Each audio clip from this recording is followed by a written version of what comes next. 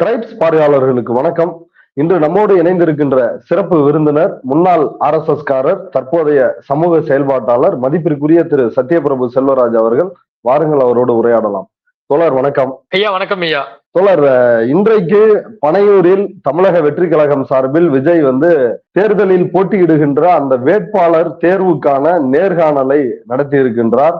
கிட்டத்தட்ட ஒரு 60 வேட்பாளர்களுக்கான நேர்காணல் இன்னைக்கு நடந்து முடிஞ்சிருக்கிறதா சொல்றாங்க. இப்ப நீங்கள் சமீபத்துல என்கிட்ட ஒரு தகவலை பகிர்ந்தீங்க. அதாவது தமிழக வெற்றி கழகம் விஜய் கட்சியினர் எப்படி வேட்பாளர்களை வலை வீசி தேடிக்கொண்டு இருக்கிறார்கள் அப்படின்ற ஒரு விஷயம்.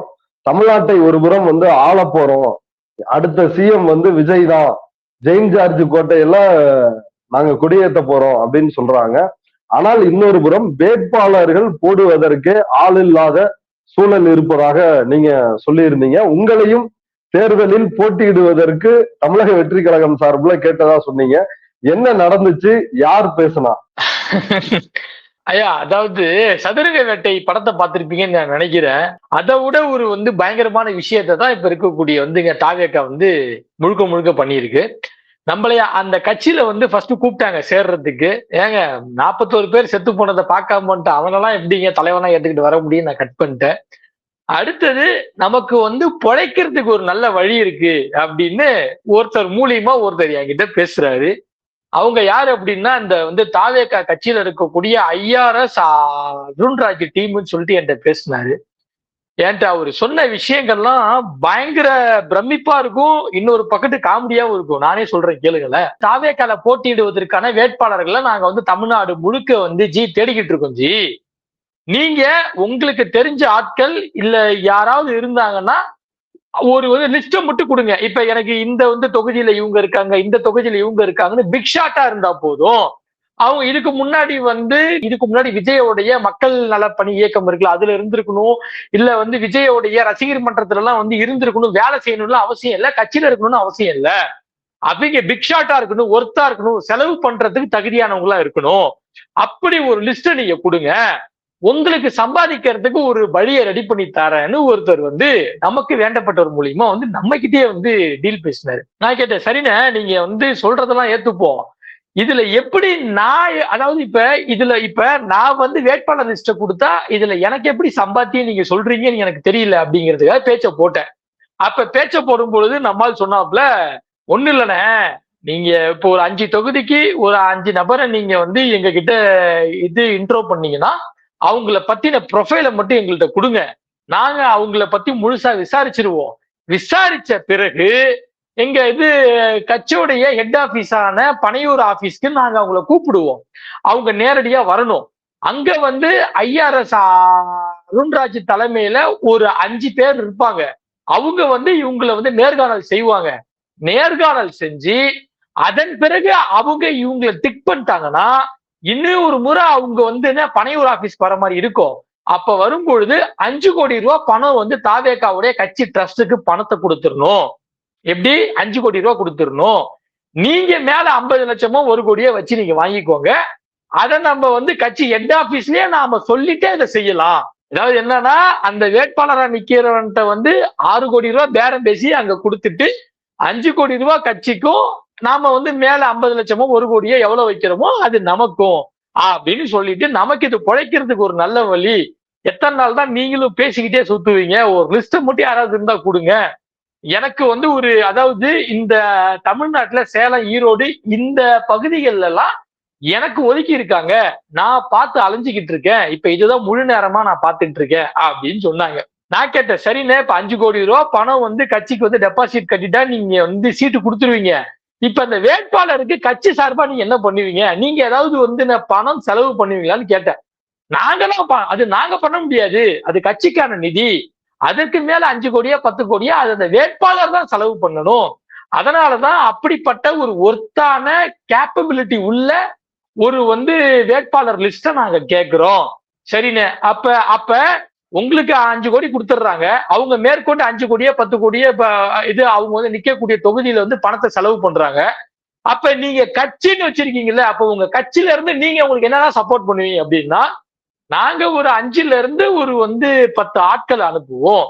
அவங்க இந்த தொகுதியில எந்தெந்த ஜாதி இருக்காங்க, யார்கிட்ட எப்படி பேசணும், அங்க என்னென்ன முக்கியமான பிரச்சனை இருக்கு, எதை கையில் எடுத்து பேசணும், யார் அப்ரோச் பண்ணணும், அந்த வேட்பாளர் அந்த மக்கள் கிட்ட சொல்ல வேண்டிய விஷயம் என்ன, அவங்க கொடுக்க வேண்டிய வாக்குறுதி என்ன அப்படிங்கிறத நாங்க ஒரு டேட்டா பேஸ் மாதிரி போட்டு கொடுத்து ஸ்கெட்ச் போட்டு கொடுப்போம். அதுக்காக நாங்க ஒரு 5ல இருந்து ஒரு 10 நபர்களை கட்சியில இருந்து நாங்க டைரக்டா ஒவ்வொரு தொகுதிக்கு அனுப்புவோம். அதுக்கான செலவையும் வேட்பாளர் தான் பாத்துக்கணும் அப்படின்னு என்கிட்ட சீரியஸா சொல்றாரு. இதெல்லாம் சிரிக்காம சீரியஸா சொல்றாரு.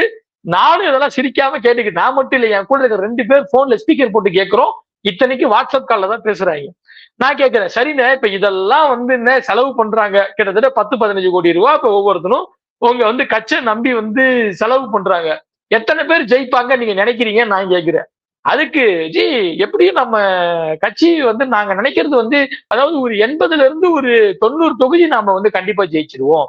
அப்புறம் என்ன, அப்புறம் எங்க தளபதிய யார் சிஎம்மா ஏத்துக்கிறாங்களோ அந்த கட்சி கூட கூட்டணி, அது எலெக்ஷனுக்கு பிறகு கூட்டணி வச்சுதான் நாங்க பண்ணலாம்னு இப்போதைக்கு பிளான் பண்ணிருக்கோம் அப்படின்னு 2 மாசத்துக்கு முன்னாடியே நம்ம கிட்ட பேசினானுங்க, அடி போட்டானுங்க.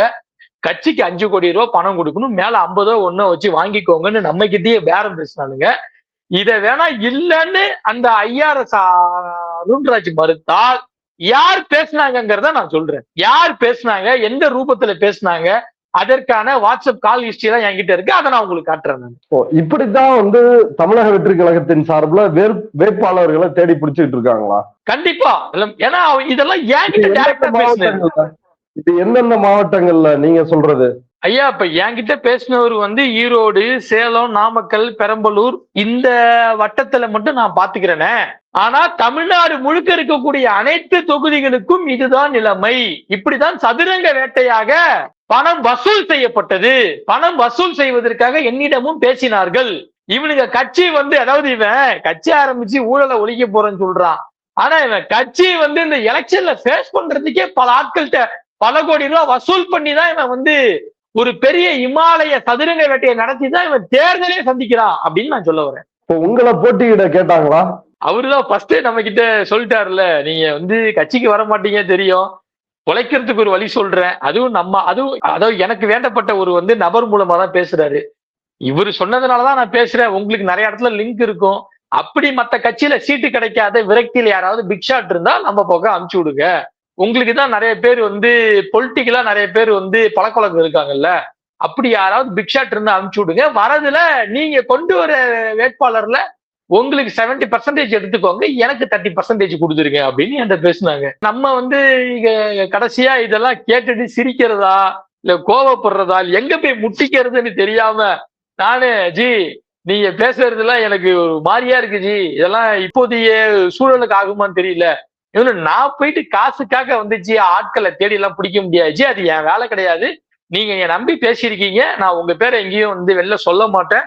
ஆனா அப்ப உங்க கட்சிக்கு அப்படின்னு சொல்லிட்டு விஜயோடைய எல்லா படத்துக்கும் ரசிகர் ஷோ எடுத்து விஜயோடைய ரசிகர் மன்றம் மக்கள் இயக்கத்துல எல்லாம் இருந்து செலவு பண்ணி மக்கள் இயக்கம் ரசிகர் மன்றத்துல இருந்து இது வரைக்கும் செலவு பண்ணி சுத்தினவங்களாம் என்ன முட்டாளா இல்ல கேக்குற முட்டாளா?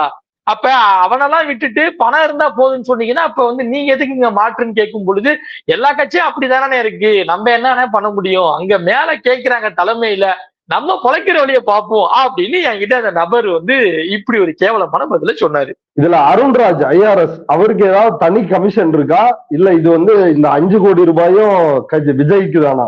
ஐயா, 5 கோடி ரூபாயுமே ட்ரஸ்டுக்குன்னு சொன்னாங்க. என்கிட்ட சொன்னது என்னன்னா 5 கோடி ரூபாயும் கட்சியினுடைய ட்ரஸ்டுக்கு போயிரும், அது நேரடியா ட்ரஸ்டுக்கு தான் கொடுப்பாங்க.